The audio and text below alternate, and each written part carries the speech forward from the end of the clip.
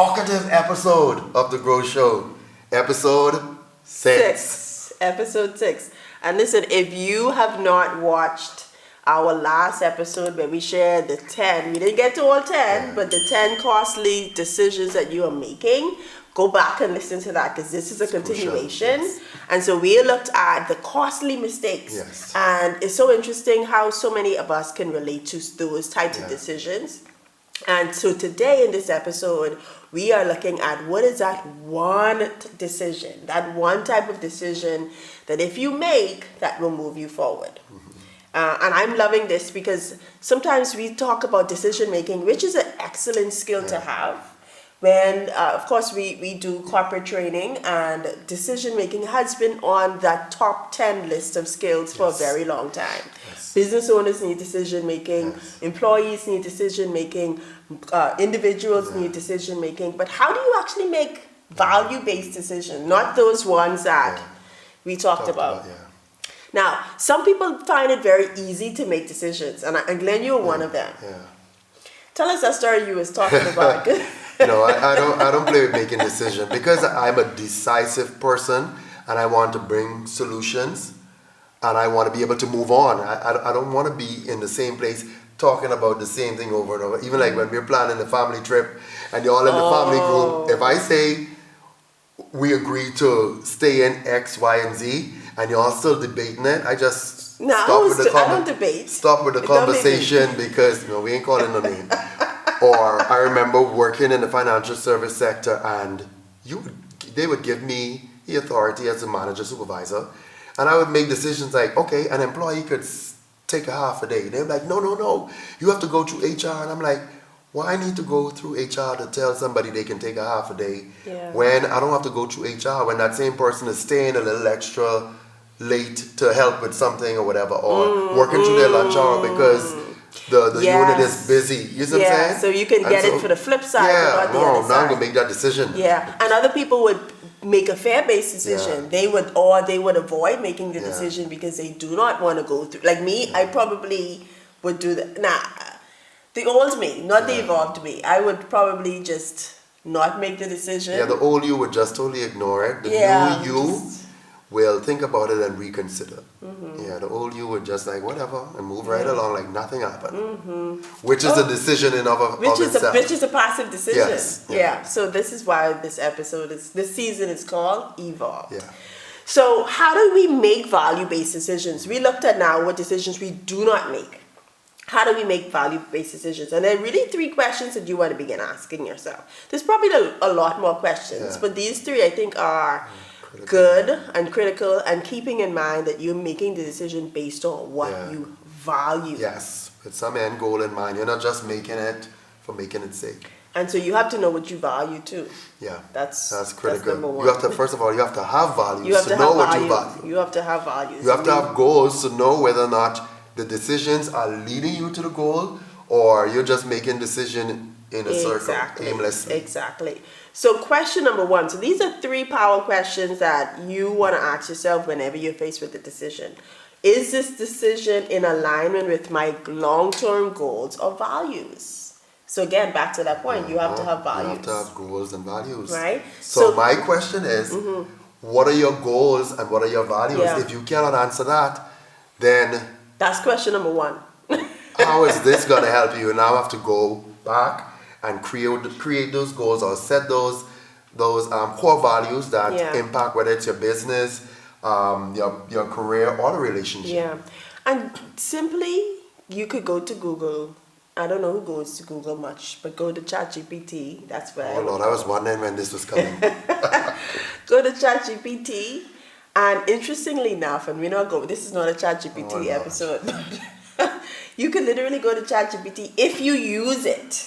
And you can say, based on what you know about me, what do you think are my top 3 values? Or you can give it some things Or you can give it a list of values and you can ask it. But I like to ask. No, don't give it a values. Give it some things about you and then ask it to prepare some values. The beautiful thing is, if you use ChatGPT often, ChatGPT perhaps knows you more than you know. You feel that you know yourself now. I'm turning my session into a ChatGPT. This is not a ChatGPT class, but you could go there. Let's go on. So that's if you don't have any value. So for example, in business, right? If there's an opportunity that makes you money but burns you out, or that you don't really like the client, is it worth it? Yeah. If it's not aligned with the values, if it's not aligned with the goals, it might make you money. I remember having a conversation with a client recently. I remember the client. And this client was paying her on retainer. Like she wanted to create this type of way of working with the client. She was redesigning just how she wanted to live her life, which meant her business was evolving. And she no longer felt joy from working with this client. But the client was willing to pay her on retainer. Like money wasn't an issue. But she just was no longer aligned with the way that she wanted to work. And she pretty much had to tell the client, listen, I don't want to work with you. She said it nicely, but in essence, that's what she was saying. Like, yes, I understand the money is going to be consistent, but this no longer lights me up. So we're just walking away from money and just throwing money off the table? Yes, in some cases, and sometimes good money, not all money is good money. Another alternative could be to let the client know how you have changed and how you have realigned, and to see if they're willing to work with the change. Yeah. In marriage, you might say yes to avoiding conflict. So you might decide to avoid conflict, but then when you look at your long-term values, are you really honoring the marriage, or are you just avoiding hard conversations? Right? If your value is openness or joy in the marriage, whatever the value is in your marriage, and you're deciding not to have the conversation, you're going against your values. Yeah. And sometimes you're just saying yes to move the conversation along. Like I had a situation I had to deal with a friend last week in their marriage, and one party make a decision to travel with family, right? And the next party did not want the person to go, but did not express it. And basically approved the person to go, but got upset because the person went. Oh, okay. And so after a while, it became a long-term festering thing, because you really didn't want the person to go. Why did you go along with it? Yeah. Because you didn't want to offend, because of the family member who the person was going with. And so it was just you make it so complicated when you could have just said, you know what? Here are the reasons why this may not be the appropriate time for you to go. Yeah, and that was not said. No. Yeah.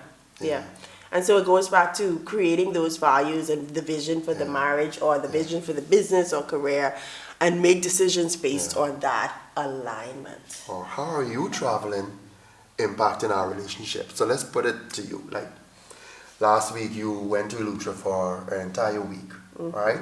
How is that impacting the relationship? How is that value-driven? How was that decision value-driven? How is it value-based? For me, when I made the decision to approve, for lack of a better word, because I bought the ticket for you to go, it was like I love when he buys tickets. Let me just say that. Buy more tickets. Don't change the context of what I'm talking about. Yes, sir. So the reason why I was okay for you to go and go alone was that I watched you work so hard all week, and you just was going, and pouring.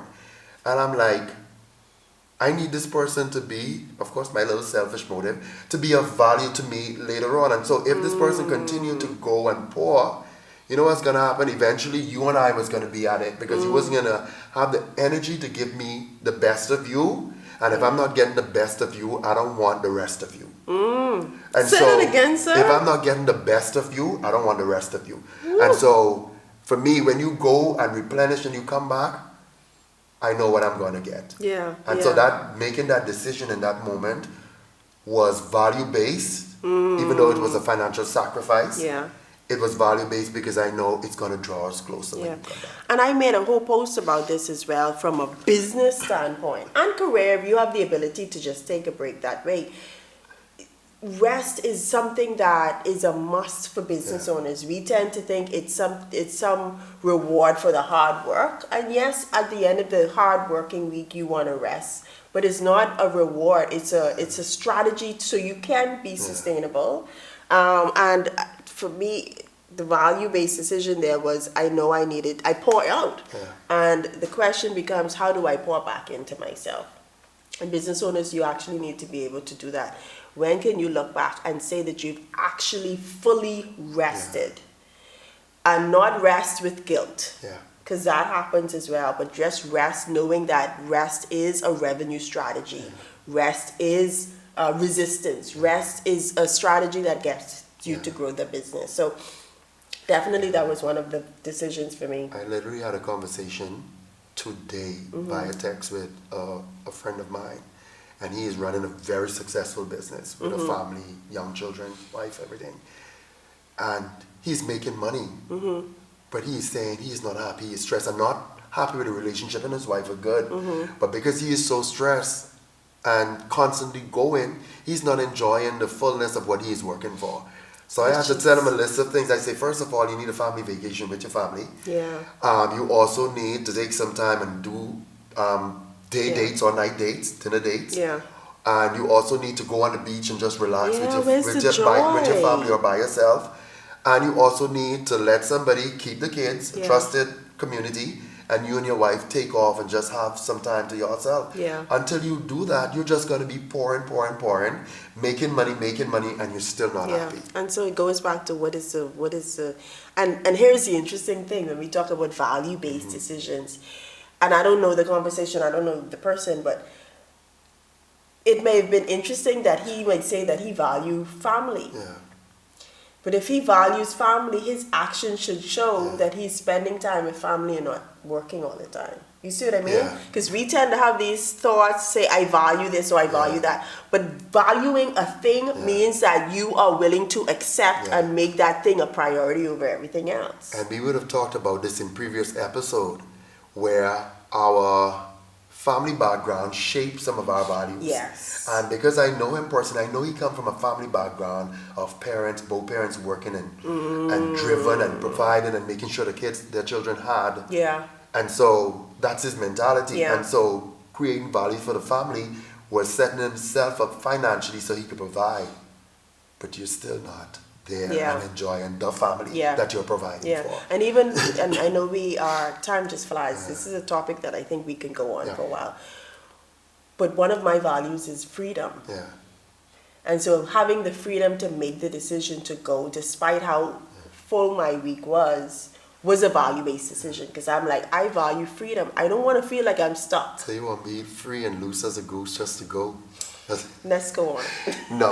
I prefer the word flexibility. Not Right? freedom? Yeah, because it's flexibility where you're because you still have to work. Yeah, I worked. Right? You still was trying to cater to me while you were away. I'm like, no, I'm going to be good with food. I'm going to make sure I'm going to be okay. Yeah. I just need you to focus on you, replenish, and come back. Yeah. So the flexibility is more of it than the freedom. Listen, we're just on question number one. Question number two is, am I making this decision based on fear, comfort, or true opportunity? Right? Just evaluate those decisions. And so from a business, are you not raising your prices because you're scared of rejection? Yeah. From a career standpoint, are you staying in that dead-end job because it's comfortable? Yeah. And then when you look back at it, you realize that, wow, I was making this decision, but it was not it was not a value-based decision. And because you're not happy, you're not fulfilled. And then sometimes even if you Or don't you're not need growing. the job, send out your resume, go into interviews, test to see what it is that you have to offer and what is available to you, even if you don't leave right away. Yeah, but don't decide to stay stuck.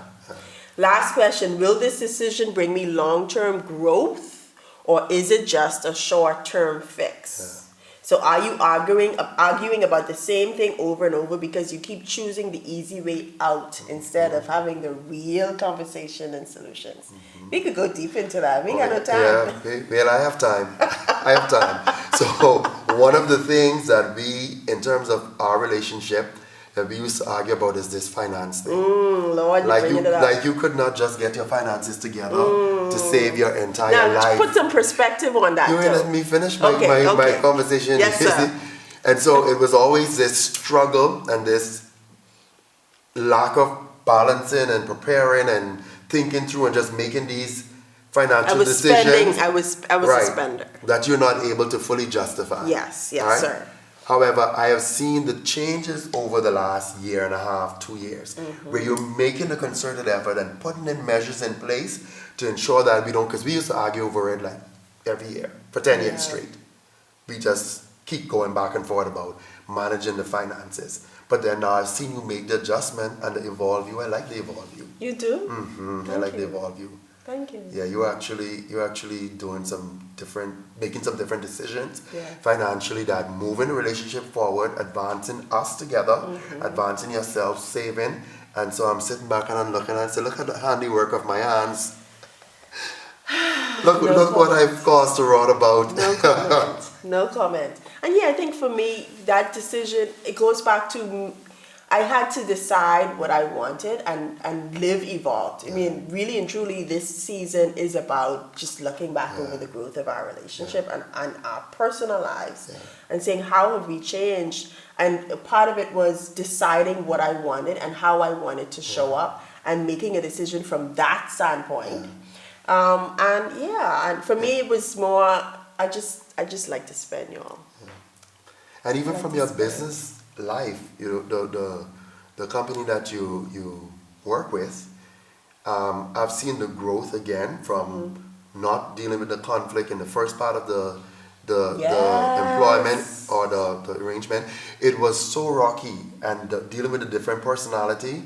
And I would always come to you and say, well, why don't you tell her? Why don't you talk to the person? Yeah. Why don't you express how you It's feel? a passive decision. And And you just was, But I'll deal now with it. I see you now putting things together, having questions, having conversation, and guess what? They work in your favor, asking for what you want, and you end up getting them. Yeah. Yes. Yeah.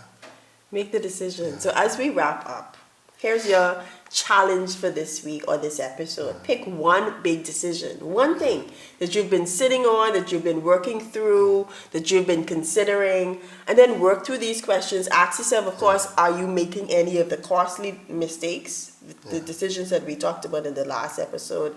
And then work through these decisions or these questions and tell us what you've learned. Tell us how you've made the decision. Of course, you can drop it in the comments. You can email us at connect@thetrainingauthority.com. Of course, if you need help making high impact decisions, if you need training on decision making for your team or individually or your business, reach out to us at connect@thetrainingauthority.com. And I would also say just highlight the 3 questions so that could be the last thing that they have. So in question their number mind. 1, is this decision in alignment with your long-term goals or values?